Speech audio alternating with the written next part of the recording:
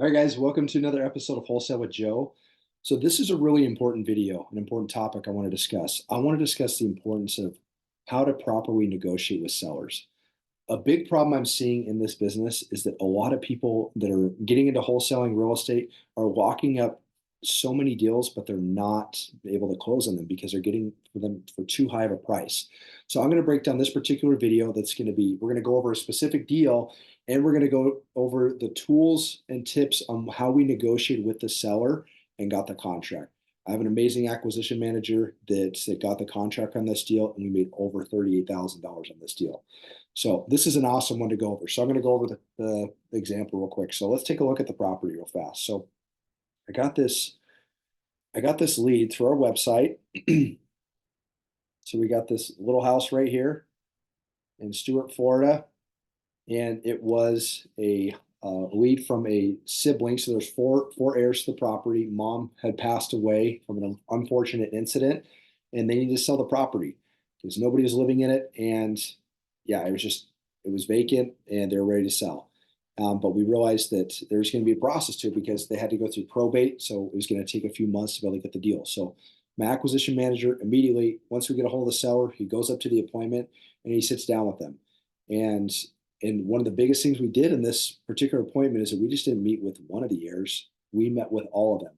So when we talked with the seller and I took the initial phone call, I said, okay, Miss Seller, like, are all the people that are involved in this able to be in attendance?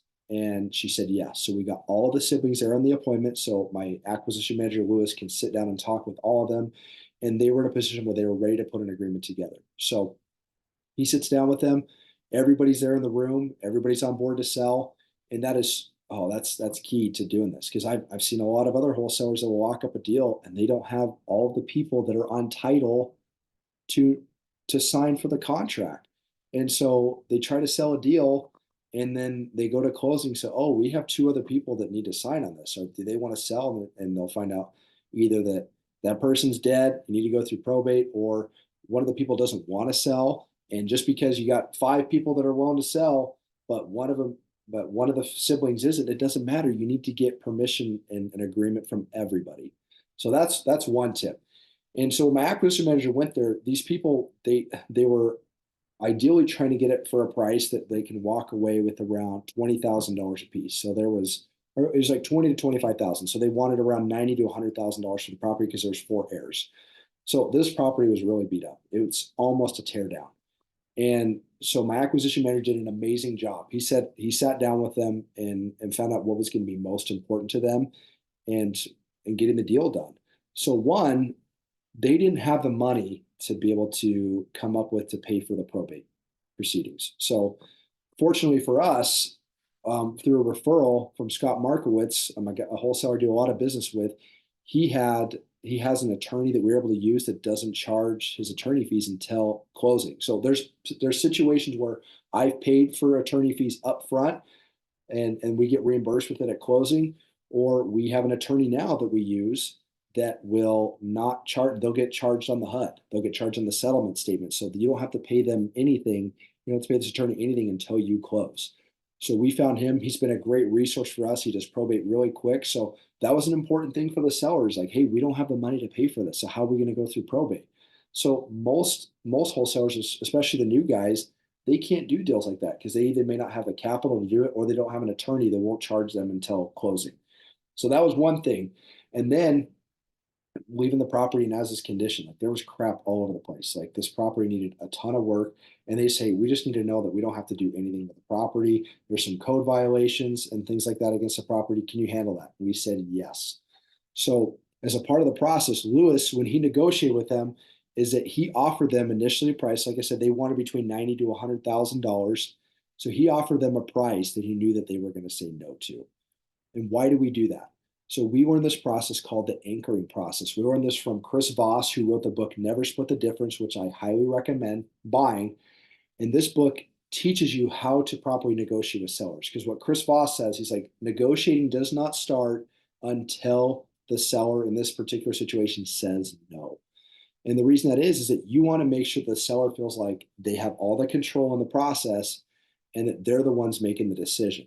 So we don't do that pushy salesman, hey, here's the contract, you better sign for this price or we're walking. That's not what we do.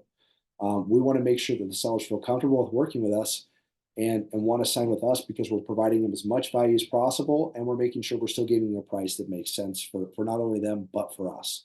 So when Lewis goes to sit down with them and they said, yeah, we want between 90 to $100,000. Well, Lewis says, okay, well, honestly, in a perfect world, based on the condition of the home, like we would really want to be in the 50 to $60,000 range. And that's a lot of money to these people. And they needed as much as they could. And so, but that we needed them to say no. And they said, no, Lewis, we can't do that. We really want to walk away with our $25,000 a piece right around. So Lewis works with them and and as he's at the appointment, he's stepping outside and he's calling and say, hey, look, I'm gonna go talk to my boss, I'm gonna talk to my partner, and I want to see what we can do to come up with a price. So ultimately what Lewis did is he went back in there and says, okay, well, he got them down to like $85,000. So they went from 90 to 100 down to 85, and Lewis went up to about 65 to 70.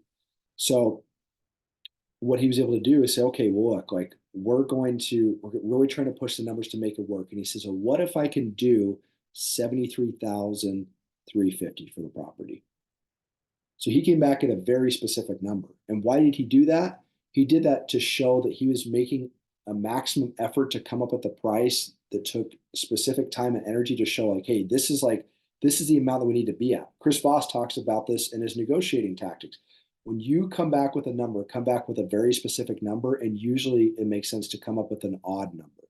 So Lewis came back at $73,350. We were going to provide the probate attorney. We were going to cover all their closing costs, and we were going to buy the house as is, whereas with the code violations attached to it. And all of them agreed and signed it right there on the spot. And like I said, that's a short synopsis of what happened. Lewis was at that appointment for 2 hours. And what he was doing those 2 hours, which a lot of wholesalers don't do, and a lot of people that are negotiators don't do, is that they don't take the time to get to know the sellers, to find out what happened, how did mom pass away, how have you guys been handling that, knowing their interests, knowing what their needs are, seeing what's important to them. Like most of the time when I go to an appointment, I'm spending at least an hour and a half to 2 hours, if not more, with the seller to show like, hey, I'm not just there to just get a contract and then just leave. Like I want to make sure that I know your circumstances, know your situation. And this is something that my acquisition manager has done extremely well on. Because look, he's learning the Joe Homebuyer way. And that's what we're taught at Joe Homebuyer. We're taught to go in there, provide as much value for the seller. Because honestly, in my experience, when I provide more value for the seller, we typically make more money on the back end when we wholesale the deal. Doesn't happen like that all the time, but in most cases it does for me. So this was a great deal for us. Lewis was able to get it for $73,350. And since it's splitting it four ways, we're still getting really close to their amount that they needed to be at. Like I said, they wanted $25,000. So I'm terrible at math. So let's break down the math real quick. So 73,750 divided by four. So each person's going to get around $18,337. That's so close to the amount. That's what helps when you're doing with errors and you're splitting it, in this case, four ways. So he was able to not only negotiate well with them, build rapport with the seller, he anchored them, offer them a price he knew they were going to say no to, and then to give them the power, think they have all the control, got them from 90 to $100,000 to agree to $73,350. And we on this deal were able to wholesale this deal for a profit of $44,050 minus $5,000 to Scott Markowitz, who was our JV partner on this deal. So our total profit was $39,050. I think I said 38,000, so it was close though. So this was a great deal for us. Like that's just through negotiating that way, building rapport with the sellers, anchoring them, seeing how we can provide value for them. In this case, providing a probate attorney, taking over the code violations, covering their closing costs, taking the property as is, where is. We were able to get it for a price and give the seller close to what they were looking to get by providing all that value for them. So when you negotiate with sellers, have somebody you can confide in. Like what I do on most of my deals is that if I'm in an appointment and we're kind of at a crossroads on price, say, look, let me step outside, let me call my partner and talk ideas to see what we can do.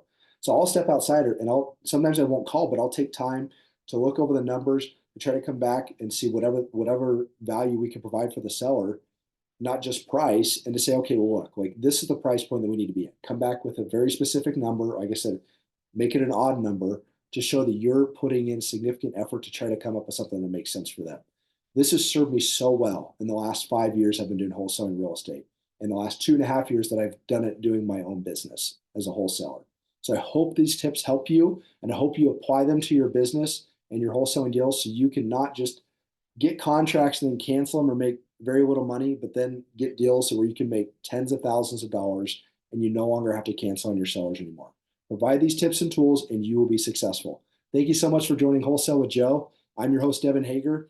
If you haven't yet, please like and subscribe. I'm going to continually post content like this. I want you to be able to negotiate well with your sellers, get contracts, and use all the tools that I have available for you to be successful in your business. Thank you so much for joining me.